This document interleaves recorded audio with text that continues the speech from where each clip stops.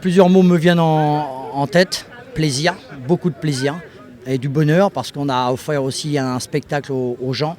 Et puis après une satisfaction parce que c'était un match crispant.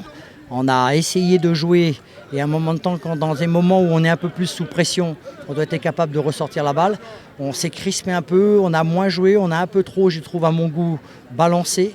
Et je pense que c'est là qu'on doit être capable de pouvoir, malgré entre guillemets les conditions où le terrain fuse, d'avoir une meilleure technicité pour pouvoir se sortir de ces situations difficiles.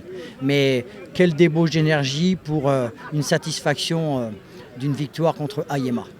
Deux choses, il faut être clair, comme dans le football, bien défendre, ne pas prendre de but. Déjà, quand vous ne faites pas de faute et vous concédez peu de situations, vous avez de fortes chances de gagner. Puis après, deuxième chose, j'aurais souhaité qu'on maîtrise encore un peu mieux le ballon lorsqu'on l'avait.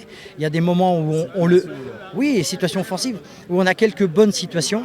Et après, par manque de technicité, par précipitation, puis par manque de qualité, de temps en temps, c'est ce que je leur dis. Il faut qu'on soit meilleur dans la dernière passe et dans le dernier contrôle, de façon à pouvoir mettre la balle une deuxième fois au fond. Regardez bien aujourd'hui, le ballon il a été marqué 1-0 sur un coup de pied arrêté. Comme contre Cavalier, nous marquons 2 buts sur coup de pied arrêté. Aujourd'hui, ce qui fait la différence, il faut savoir, il y a 40% à 50% des buts qui sont marqués sur coup de pied arrêté. C'est exactement ce qui vient de passer chez nous contre Cavalier et contre Ayema. 3 buts de marqués sur coup de pied arrêté. Dans le jeu, on sait que c'est difficile. Il y a de moins en moins d'espace.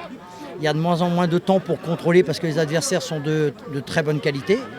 Et à partir de là, c'est ce qu'on voit que la différence se fait uniquement sur un coup de pied arrêté aujourd'hui.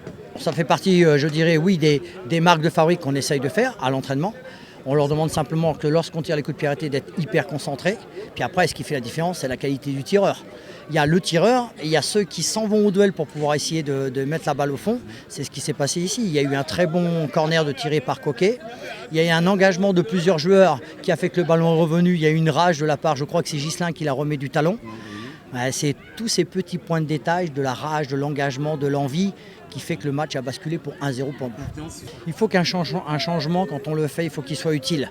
Quand on sait la difficulté d'un joueur pour rentrer dans une partie, vous l'avez vu, j'ai fait rentrer 2 joueurs qui ont du mal à trouver leur marque parce que vous avez vite fait de vous essouffler. Vous n'êtes pas dans le combat comme les autres, ils le sont déjà. Donc tant que le joueur peut continuer et tant qu'il défend bien, parce qu'on a concédé que très peu de situations, même sur la fin du match, ça veut dire que le bloc équipe a bien travaillé. Et après, si c'est pour faire un changement, je dirais il faut qu'il soit utile. Je ne l'ai pas estimé utile, même si un joueur comme Coquet, vous avez pris cet exemple-là, c'est un joueur qui, par sa technicité, oui, le numéro 2, qui par sa technicité est capable de se sortir donc d'une situation. Et bon, aujourd'hui, j'ai trouvé qu'il avait fait un bon match. Je dirais, les changements, je les verrai sur une autre partie quand les joueurs, entre guillemets, je les trouve moins performants. Et puis, on le sait, notre objectif, c'est de regarder en haut. Aujourd'hui, on vient d'accrocher, de battre donc Ayema. Le prochain match, c'est mercredi contre Coton. Donc, notre objectif, c'est d'attaquer, de continuer à essayer d'enclencher les victoires après les victoires.